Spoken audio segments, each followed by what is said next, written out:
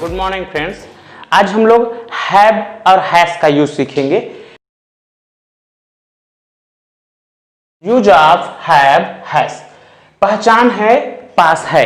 हिंदी के जिस भी वाक्य के अंत में पास है आता है, जब किसी व्यक्ति की किसी वस्तु को बताया जाता है, जैसे मेरे पास मार्कर है, मेरे पास पुस्तक है, मोहन के पास कार है, सोहन के पास घर है, महेश के पास बीएससी की डिग्री है।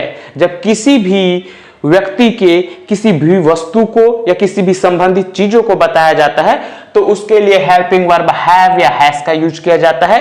हिंदी के वाक्य में पास है आता है।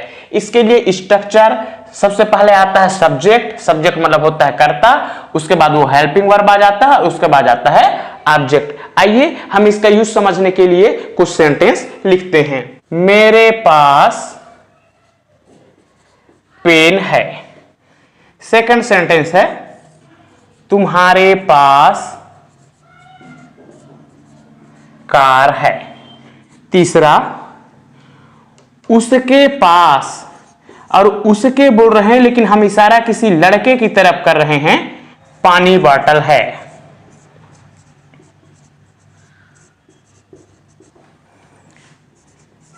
फिर से हम लिख रहे हैं उसके, लेकिन अभी हम इशारा किसी लड़की की तरफ कर रहे हैं। उसके पास पुस्तक है। पांचवा उनके पास, उनके पास पैसे हैं। मोहन के पास, मोहन के पास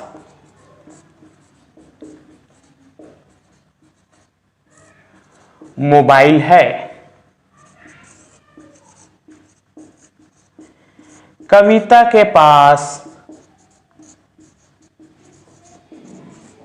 स्कूटी है।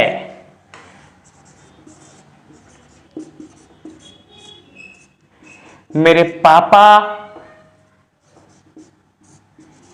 के पास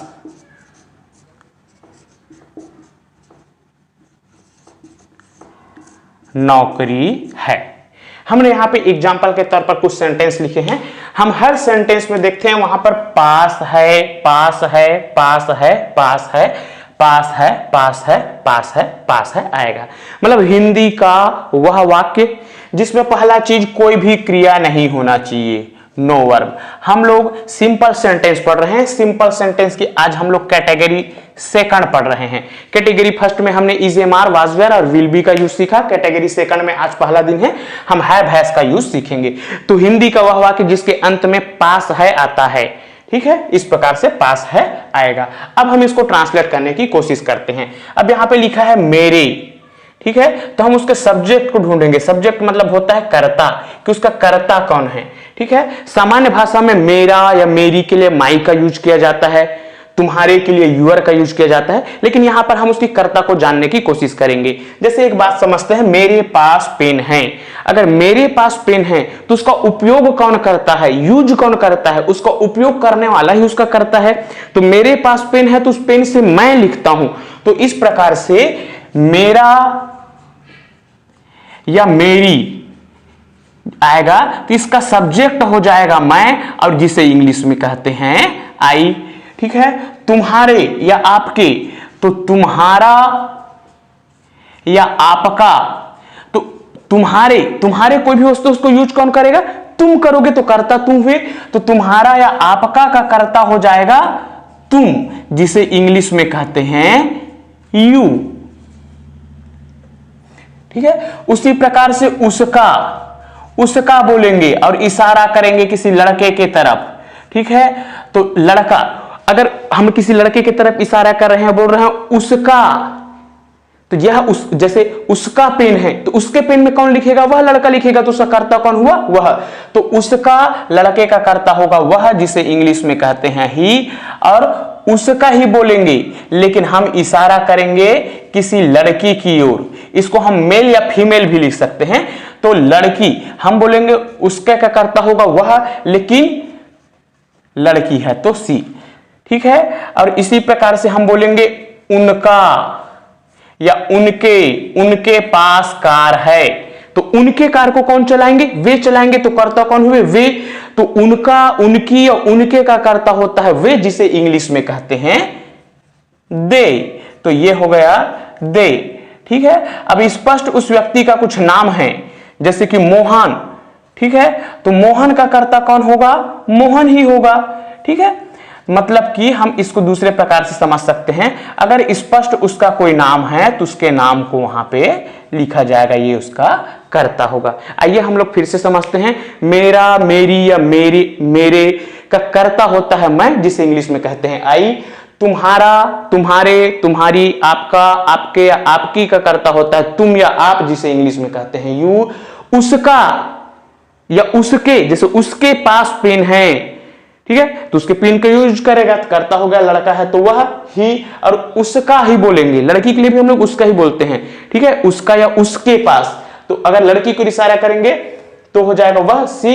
उनका या उनके पास कार है, तो उसे कौन यूज करेंगे? वे यूज करेंगे। तो वे को इंग्लिश में दे। स्पष्ट उसका कुछ नाम है, मोहन, सोहन, रिंकी, चिंकी, तो वहां पे उसके नाम को लिखा जाएगा, वह कर्ता होगा। अब आइए हम इसे बनाने की कोशिश करते हैं। तो मेरे का कर्ता हो जाएगा आई। अब हम देखेंगे आई के साथ हैव लगेगा या हैस लगेगा। तो हम लोग जानते हैं कि अंग्रेजी में पर्सन 3 प्रकार के होते हैं, और कोई भी हेल्पिंग वर्ब उस पर्सन के ऊपर डिपेंड होता है। डे फर्स्ट के वीडियो लेक्चर में मैंने पर्सन को डिटेल से समझाया है, अगर आप उसे नहीं समझे हैं तो डे फर्स्ट का वीडियो लेक्चर पहले देख लीजिए। टाइप्स ऑफ पर्सन, ठीक है। व्यक्ति कितने प्रकार के होते हैं? 3 प्रकार के होते हैं। फर्स्ट पर्सन, सेकंड पर्सन और थर्ड पर्सन। पहला व्यक्ति कौन होता है? जो बोलता है, आई और वी। दूसरा व्यक्ति कौन होता है? जो सुनता है, जैसे मैं बोल रहा हूं, आप सुन रहे हो, तो आई am the first person because I am speaking.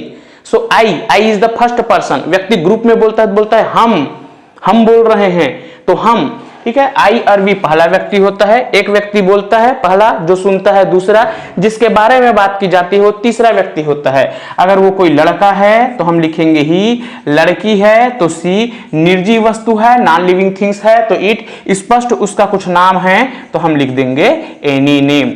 2 से ज्यादा लोग दूर में खड़े होंगे तो हम उसको लिखेंगे दे।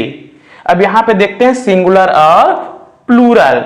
तो जो व्यक्ति अकेला है, मैं, यू, ही, सी या कोई भी एक नाम अकेला। प्लूरल किसे कहते हैं? जब व्यक्ति एक से ज्यादा होता है, उसको गोला लगा देते हैं हमारे समझने के लिए। अब हम आते हैं कि हैव लगेगा और हैस लगेगा और किसके किसके साथ लगता है। हम सबसे पहले समझते हैं हैस किसके साथ लगता है और उसके बाद हैव किसके साथ लगता है। तो रूल रेगुलेशन ये कहता है कि तीसरा व्यक्ति, थर्ड पर्सन, ठीक है, जब वो अकेला होता है, singular subject, third person singular subject के साथ ही हैस लगता है। फॉर एग्जाम्पल, तीसरा व्यक्ति कौन है? ही, सी, इट, एनी नेम और दे। लेकिन ये बोला है कि सिंगुलर सब्जेक्ट अकेला होना चाहिए, एक जने होना चाहिए। तो अकेला कौन है? जिसमें गोला नहीं लगा है। तो अगर कोई लड़का है तो अकेला है ही, कोई लड़की है तो अकेला है सी, या कोई एक वस्तु है इट, या स्पष्ट उसका कुछ नाम है तो एनी नेम, ठीक है। थर्ड पर्सन सिंगुलर सब्जेक्ट के साथ ही हैज लगता है और बचे हुए सबके साथ में हैव लगता है। कौन कौन सा बच गया? आई बचा, वी भी बच गया, ठीक है, यू बच गया, दे बच गया इसमें, या फिर 2 या 2 से ज्यादा व्यक्ति या वस्तुओं का नाम, तो उसको हम लोग सीधा सीधा लिख देते हैं प्लूरल सब्जेक्ट, चाहे वो पर्सन हो या थिंग्स हो। अब हम इसे बनाने की कोशिश करते हैं। अब मेरे पास पेन है तो आई के बाद क्या लगेगा? I have pen. लेकिन जिस वस्तु को गिना जा सकता है, काउंटेबल वस्तु के आगे में आ लिख देते हैं, तो ये हो गया आई हैव अ पेन। तुम्हारे पास कार है, तुम्हारे, तुम्हारा, तुम्हारी का कर्ता कौन हो जाएगा? तुम, जिसे इंग्लिश में यू कहते हैं, तो ये हो जाएगा यू। और यू के साथ क्या लगेगा?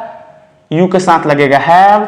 You have car. लेकिन कार को गिना जा सकता है, काउंटेबल है, इसलिए आगे हम अ लिख देंगे, ठीक है। उसके, इशारा किसी लड़के की ओर कर रहे हैं, उसके पास पानी बॉटल है, तो लड़का है तो ही, और ही के साथ क्या लगेगा, हैज, ही हैज। ठीक है, देखो पानी बॉटल, तो पानी बॉटल को गिना जा सकता है, ही हैज, तो गिना जा सकता है, तो पानी बॉटल को बोलते हैं water bottle. He has a water bottle. ठीक है, या फिर दूसरे तरीके से इसी को लिख सकते हैं, he has a bottle of water, दोनों सही हैं।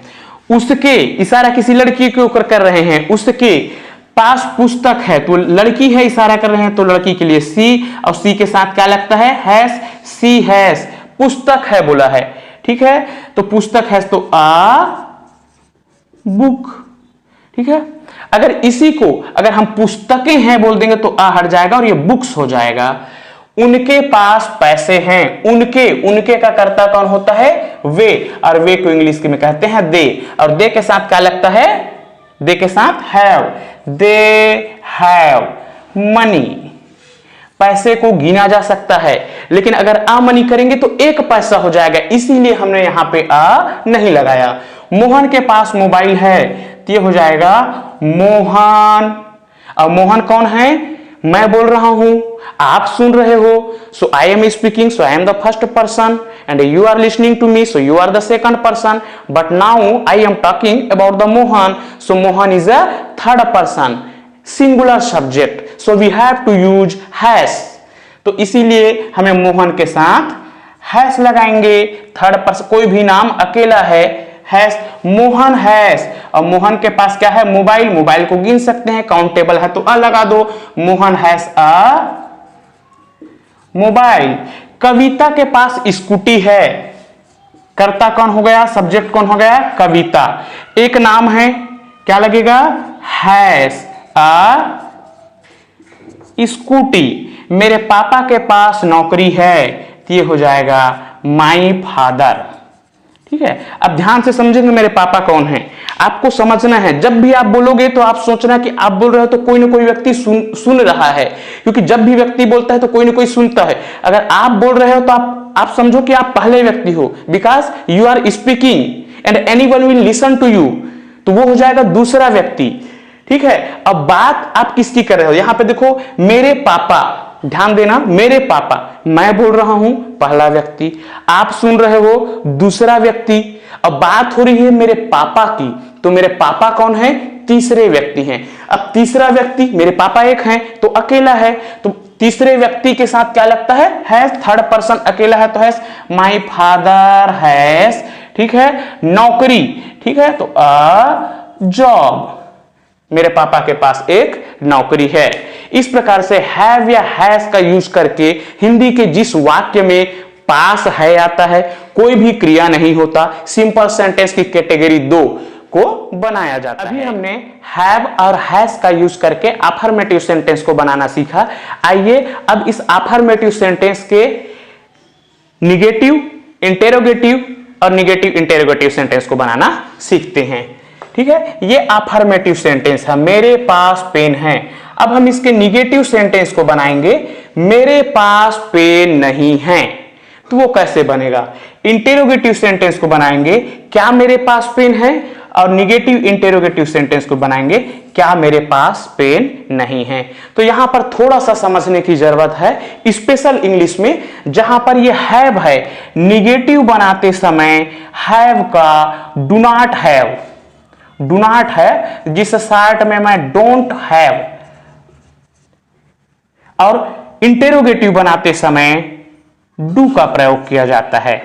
ठीक है, उसी प्रकार से हैश वाले में इंटेरोगेटिव बनाते समय डज का प्रयोग किया जाता है, और निगेटिव बनाते समय डज नॉट, जिसे मैं शॉर्ट में लिख देता हूं डजंट हैव का प्रयोग किया जाता है।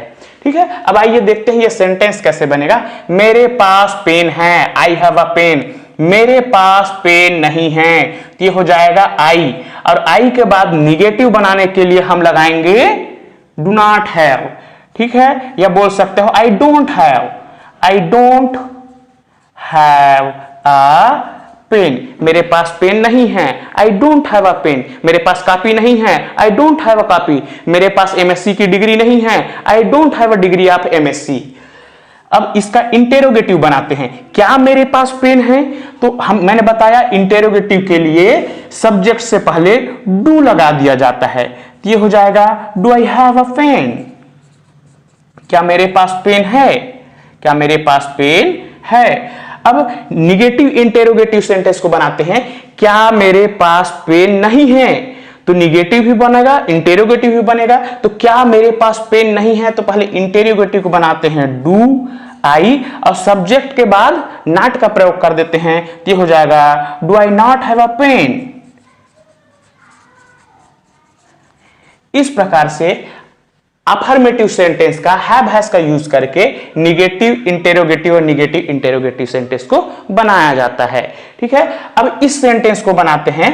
ठीक है, मोहन के पास मोबाइल है, तो मोहन कौन है? Third person. तो जिसके जिसके साथ ही, सी, इट या एनी नेम रहेगा, उसके साथ निगेटिव के लिए डजंट हैव और इंटरोगेटिव के लिए डज का प्रयोग किया जाता है।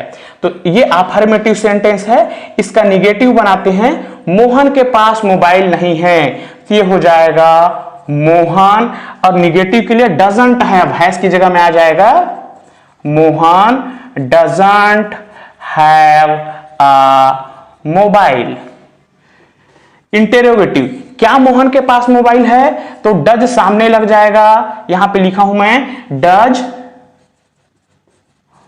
मोहन, लेकिन हैज की जगह हमको लिखना है have. Does Mohan have a mobile? तो ये बात आपको याद रखना है। निगेटिव इंटेरोगेटिव कैसे हो जाएगा? क्या मोहन के पास मोबाइल नहीं है?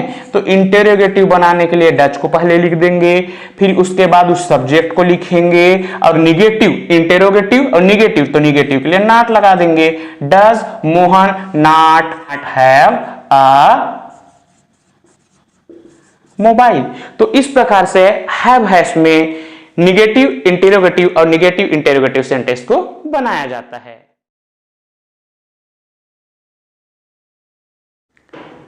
अभी हमने जो सीखा वो हैव और हैज का पहला यूज था। हैव और हैज का एक और यूज होता है, ठीक है, दूसरा यूज जिसे हम लोग समझते हैं।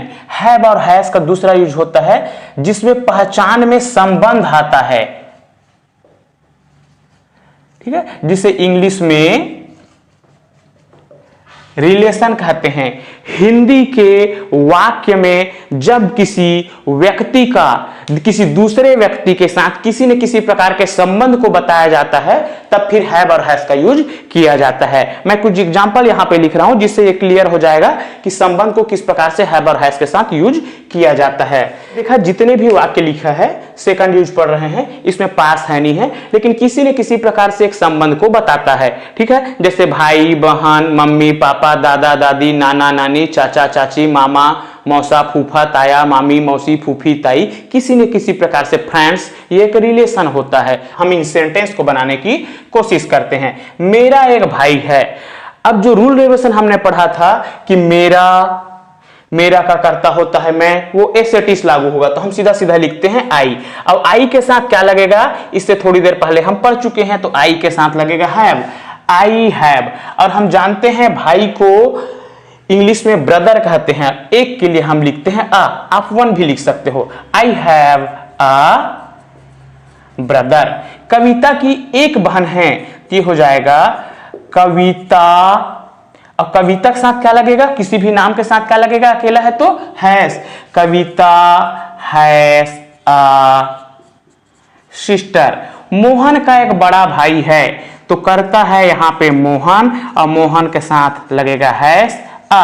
बड़ा भाई, इसी को हमको समझना है। बड़ा भाई, छोटी बहन, तो कई लोग क्या है big bro, small sister, little sister, इस प्रकार से यूज कर देते हैं। लेकिन उम्र में जो बड़ा होता है, उम्र में जो बड़ा होता है उसे हम लोग कहते हैं एल्डर। और उम्र के हिसाब से जो छोटा होता है, छोटा या छोटी बोल सकते हैं ना, उसे हम लोग बोलते हैं यंगर। तो जो भी व्यक्ति आपसे उम्र में बड़ा है तो उस बड़ा के लिए हम लोग एल्डर का प्रयोग करेंगे, और जो छोटा या छोटी है उसके लिए यंगर का प्रयोग करेंगे। तो मोहन का एक बड़ा भाई है, तो मोहन हैज ये हो जाएगा एल्डर ब्रदर। राजू की दो छोटी बहनें हैं, तो करता हो गया राजू, और राजू के साथ लगेगा हैज। अब दो के लिए लगाएंगे टू। छोटी बहनें, तो छोटी को लिखेंगे यंगर। बहन है तो सिस्टर, लेकिन बहनें हैं तो प्लूरल होगा, तो हो जाएगा सिस्टर्स। श्याम का एक बड़ा भाई और दो छोटी बहनें हैं, तो ये हो जाएगा श्याम हैज एक बड़ा भाई। बड़ा के लिए एल्डर, भाई के लिए ब्रदर, और दो छोटी बहनें एंड दो टू।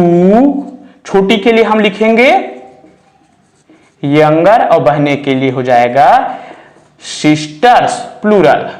मोहन के चाचा का एक बेटा है, तो ये हो जाएगा मोहन। कर्ता मोहन नहीं है, मोहन का चाचा है, तो सब्जेक्ट मोहन का चाचा, तो मोहन। और किसी भी चीज के लिए मोहन का चाचा, तो यहां पे हम एपोस्ट्रोफी लगा देंगे एस। मोहन से मोहन का, कविता से कविता का, एपोस्ट्रोफी लगा के एस। मोहन से चाचा को बोलते हैं अंकल। अब मोहन का चाचा के साथ क्या लगेगा, हैव या हैज। तो आप समझना, जैसे मैंने बताया था, आप अगर बोल रहे हो मोहन का चाचा तो समझने की कोशिश करो, जैसे मैं बोल रहा हूं I am the first person, आप सुन रहे हो you are the second person, but now we are talking about Mohan's uncle, तो तीसरा व्यक्ति हो गया। ठीक है, तो तीसरे व्यक्ति अकेला है तो हैज लगता है।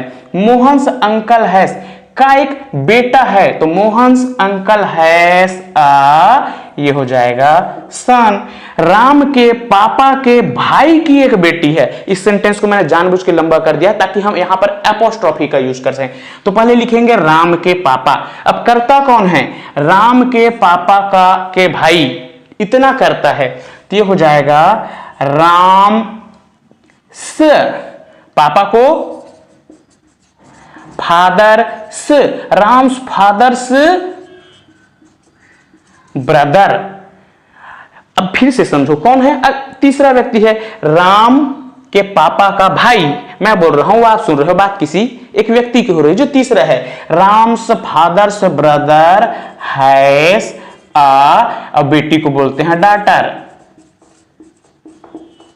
तो इस प्रकार से रिलेशन में हैव और हैज का यूज करके अफर्मेटिव सेंटेंस को बनाया जाता है। हमने हैव और हैज का रिलेशन में कैसा यूज होता है उसे यूज करते हुए अफर्मेटिव सेंटेंस को बनाना सीखा। आइए अब हम उसी अफर्मेटिव सेंटेंस के निगेटिव इंटेरोगेटिव और निगेटिव इंटेरोगेटिव सेंटेंस को बनाना सीखते हैं। तो ये अफर्मेटिव सेंटेंस, फिर निगेटिव। मेरा एक भाई है, आई have a brother. Rule regulation same है, मैंने पहले ही बता चुका है कि हैव का निगेटिव बनाने के लिए डोंट हैव का यूज किया जाता है, इंटेरोगेटिव बनाने के लिए डू का यूज किया जाता है। हैज का निगेटिव बनाने के लिए डजंट हैव का यूज किया जाता है, और इंटेरोगेटिव बनाने के लिए डज का यूज किया जाता है, लेकिन हैज की जगह में हैव आ जाता है। सेम रूल रेगुलेशन है। तो मेरा एक भाई नहीं है, ये हो जाएगा आई, और हैव की जगह में आई डोंट हैव अ ब्रदर। क्या मेरा एक भाई है, तो do I have a brother. क्या मेरा एक भाई नहीं है, निगेटिव इंटेरोगेटिव बनाएंगे, क्या मेरा एक भाई नहीं है, तो ये हो जाएगा डू आई और सब्जेक्ट के बाद नॉट हैव अ ब्रदर। अब दूसरे सेंटेंस को बनाते हैं। कविता की एक बहन है, तो इसका अफर्मेटिव हो जाएगा कविता has a sister.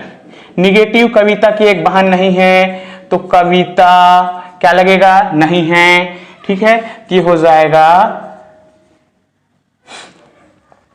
Doesn't have a sister. Interrogative, क्या कविता की एक बहन है, ये हो जाएगा डज कविता, लेकिन हैज कन्वर्ट हो जाएगा हैव में, डज कविता।